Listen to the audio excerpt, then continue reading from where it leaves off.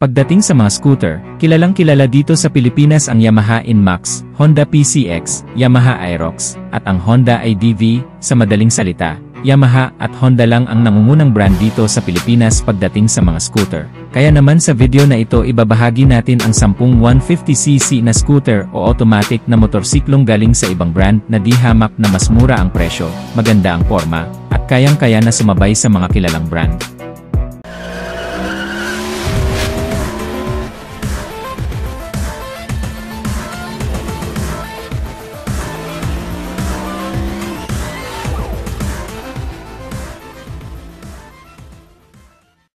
Number 1, SK Go Bolt 150. Sa unang tingin akalain mong isa itong maxi scooter na 400cc, dahil kuhang-kuha nito ang porma ng Yamaha X-Max. Napakamoderno at elegante ang porma nitong scooter na ito, mayroon itong mataas na windshield. Naka-LED lahat ng kanyang mga ilaw, at siguradong mapapalingon ang kahit na sino dahil napakaganda ng kanyang porma. Pagdating sa makina nito, ito ay 149.3cc, liquid-cooled, 2 valves, single cylinder, 4-stroke, single overhead cam, fuel-injected, at ang kanyang compression ratio ay 10.6:1. At ang maximum power nito ay 12 horsepower at 8,500 RPM with a maximum torque of 11.8 Nm at 5,500 RPM. At ang maganda sa motorsiklong ito ay malaki ang kanyang fuel capacity. Pang maxi scooter din talaga dahil 13 liters. Matipid din ito sa gasolina dahil ito ay fuel injected at naka 2 valves lang naman at mababa lang ang kanyang displacement. Kumukonsumo lang ito ng 40 km per liter, kaya naman sa isang full tank nito malayong-malayo na talaga ang mararating mo. Pagdating naman sa kanyang mga preno, sa harapan ay naka-disc brake, sa likuran ay naka-disc brake din. Ang kanyang mga gulong ay malalapad. Ang sukat ng kanyang gulong sa harapan ay 110/70/13, sa likod naman ay 130/70/13 at naka-tubeless na ang mga ito. Ang kanyang suspension ay naka-telescopic fork sa harapan, at naka-dual shock sa likuran, at talagang hindi nila mapagkakamalan na 150cc ang scooter na ito, dahil mukha itong Yamaha X-Max na nagkakahalaga ng 259,000 pesos. Pero pagdating sa presyo nitong SK Go Bolt 150, nagkakahalaga lang ito ng 115,000 pesos. Number 2, SYM Husky 150. Kamakailan lang ay inilunsad na itong bagong scooter ng SYM. Ito nga ang SYM Husky 150. Sobrang hinangaan ito ng maraming tao, dahil napakaganda ng kanyang disenyo at sobrang advanced din ng kanyang mga features. Sa katunayan, itong SYM Husky 150 ang isa sa pinakapopular sa bansang Taiwan, at sa ngayon ay nandito na sa Pilipinas. Pagdating sa kanyang porma, hindi mo rin isipin na 150cc lang ang motorsiklong to. Moderno din ang kanyang design, naka-LED na din lahat ng kanyang ilaw. Meron din itong windshield at ang maganda pa dito sa SYM Husky 150 ay meron itong mga safety features kagaya ng ABS o anti-lock braking system dahil naka-dual channel ABS na ito. Harap at likod naka-ABS o anti-lock braking system na.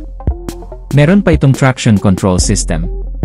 Pagdating sa kanyang makina, ito ay 150cc, single cylinder, 4-stroke, 4 valves, liquid-cooled, ang kanyang compression ratio ay 11.2:1. Ang maximum power ay 10.8 kilowatts at 8,000 RPM, with a maximum torque of 14.5 Nm at 6,000 RPM.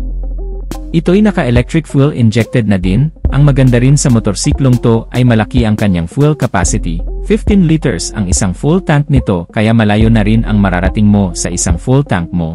Matipid din ito sa gasolina dahil ito'y electric fuel injected. Kumukonsumo lang din ito ng 40 to 45 km per liter.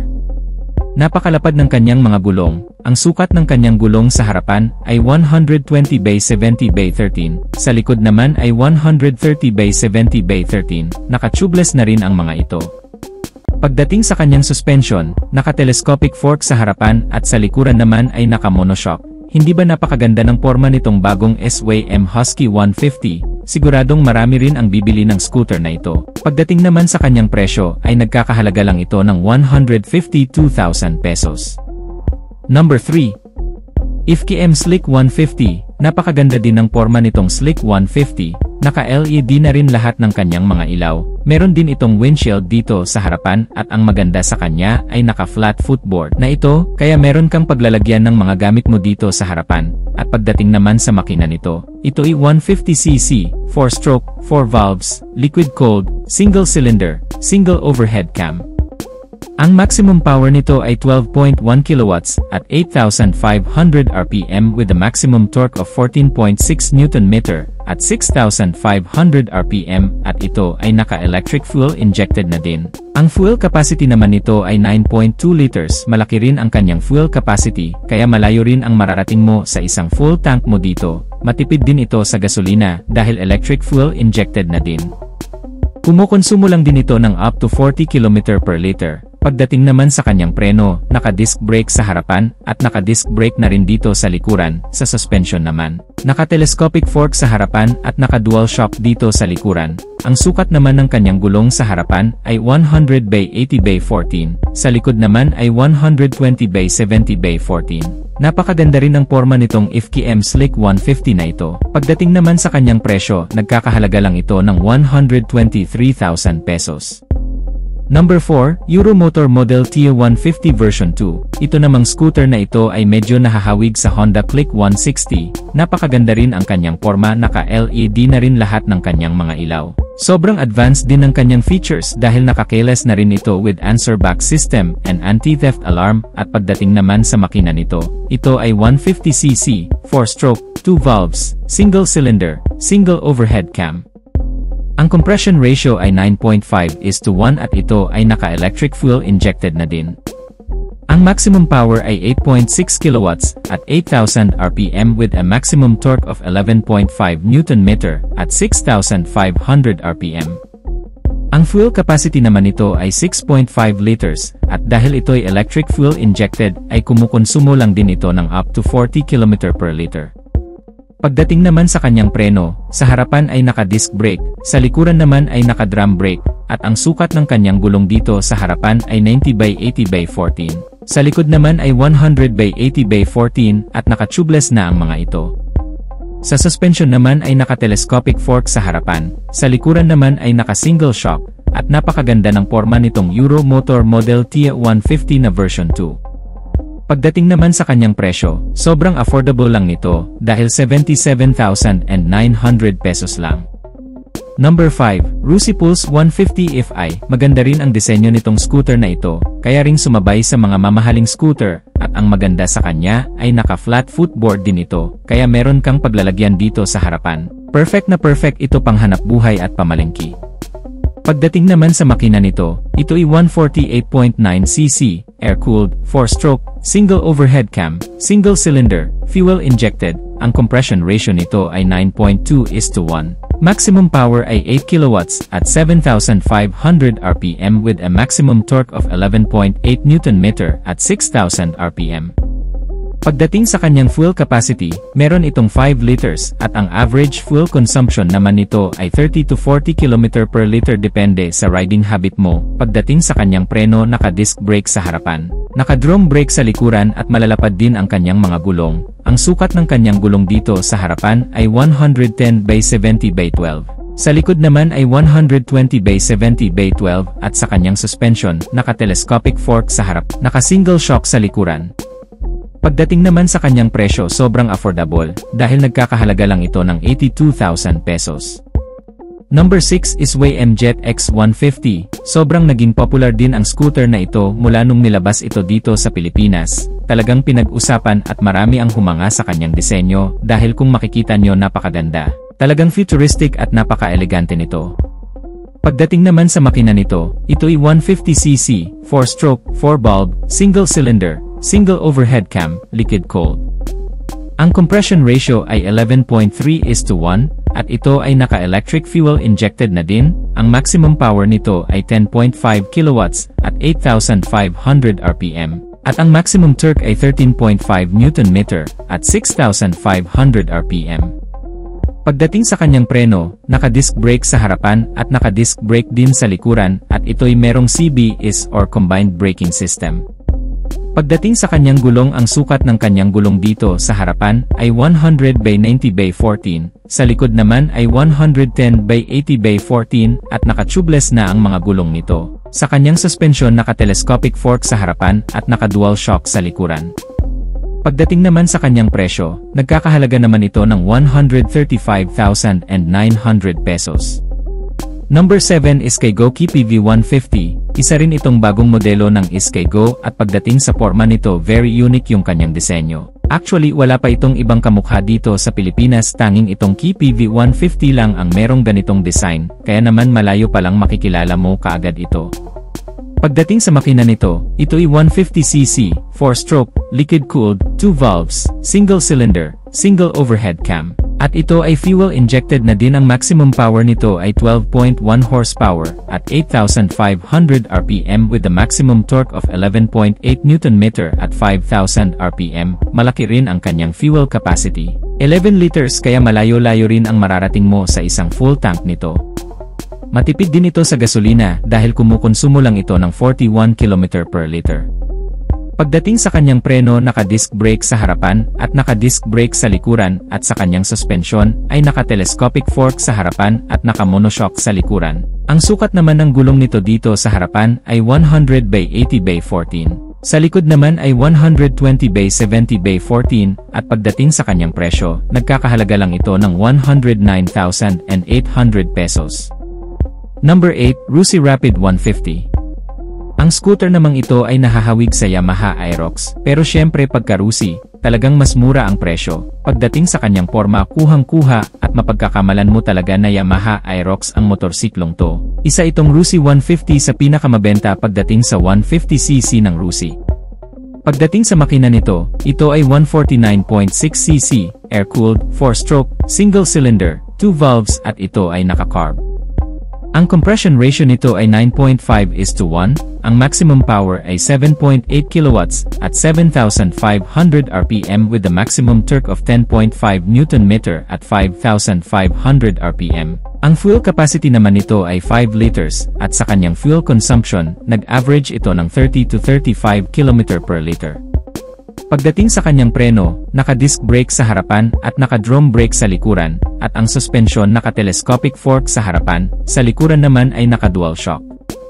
Pagdating sa kanyang mga gulong, ang sukat ng kanyang gulong dito sa harapan ay 110 by 70 by 13, sa likod naman ay 130 by 70 by 13 at pagdating sa kanyang presyo, sobrang affordable lang. Kalahati ng presyo ng Yamaha Aerox dahil 65,000 pesos lang ito. Number 9, IFKI MTX 150. Pagdating sa porma nitong motorsiklong to, mukha itong BMW. Hindi mo rin isipin na 150cc lang ito dahil mukha itong 400cc ang kanyang datingan. Naka-LED lahat ng kanyang ilaw, meron din itong windshield na nakakadagdag porma, at pagdating sa kanyang makina, ito ay 150cc, liquid-cooled, 4-stroke, 4 bulbs, fuel injected. Ang maximum power ay 12 kW at 8,500 RPM with the maximum torque of 15 Nm at 5,500 RPM. Malaki rin ang kanyang fuel capacity, 8 liters, kaya malayo-layo ang mararating mo sa isang full tank nito. Kumukonsumo lang din ito ng 42 to 45 km per liter at meron din itong safety features dahil naka-dual channel ABS na ito. Ibig sabihin harap at likod meron ng anti-lock braking system, sa suspension naman naka-telescopic fork sa harapan, sa likuran naman ay naka-dual shock. Malalapad din ang sukat ng kanyang gulong, sa harapan ay 110 by 80 by 40, sa likod naman ay 130 by 70 by 13, at napaka-porma nitong IFKI MTX 150, hindi mo isipin na 150cc lang ito. Pagdating naman sa kanyang presyo, nagkakahalaga ito ng 139,000 pesos.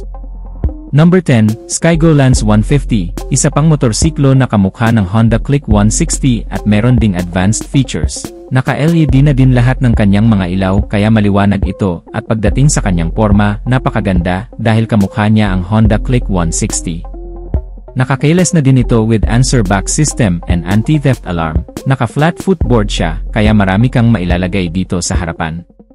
Pagdating naman sa makina nito, ito ay 149.3cc, liquid-cooled, 4-stroke, single cylinder, single overhead cam, 2 valves. Ang compression ratio ay 10.6:1, at ang maximum power ay 9 kilowatts at 8,500 RPM with the maximum torque of 11.8 Nm at 5,500 RPM. Malaki rin ang kanyang fuel capacity, 7 liters, kaya matagal-tagal bago ka maubusan ng gasoline. Matipid din ito sa gasolina dahil ito'y electric fuel injected na nasa around 35 to 40 km per liter ang fuel consumption. Pagdating naman sa kanyang preno, sa harapan ay naka-disc brake, sa likod ay naka-disc brake din, sa kanyang suspension naka-telescopic fork sa harapan, naka-single shock naman sa likuran, malalapad din ang kanyang gulong. Sa harapan ay 110/80/14, sa likod ay 120/70/14. Pagdating naman sa presyo nito, nagkakahalaga lang ito ng 97,000 pesos. So that's it mga ka-Wizard Moto, natapos na tayo sa ating review sa top 10 150cc na magagandang scooter maliban sa Yamaha at Honda. Sobrang dami palang mga 150cc ang available dito sa Pilipinas, napakaganda ng porma, napaka-advanced din ng mga features, pero pagdating sa presyo, mas affordable o mas abot kaya. Pagdating naman sa durability ay matitibay din naman ang mga motorsiklong to, hindi rin naman ito basta-basta masisira as long as nasa tamang pag-aalaga. Kung ikaw ang tatanungin, ano ang pinaka nagustuhan mo sa 5 motorsiklo na napag-usapan natin sa video na ito, paki-comment mo na lang sa baba, at kung nagustuhan mo naman ang videong to, just hit like. At kung bago ka pa lang sa aking YouTube channel ay huwag kalimutang mag-subscribe, hit mo na rin ang notification bell icon para sa mga susunod kong video ay updated ka palagi. Huwag din kalimutang mag-follow sa ating Facebook page. So hanggang dito na lang muna tayo mga ka-Wizard Moto, maraming salamat sa walang sawang pagsuporta, ride safe as always and God bless.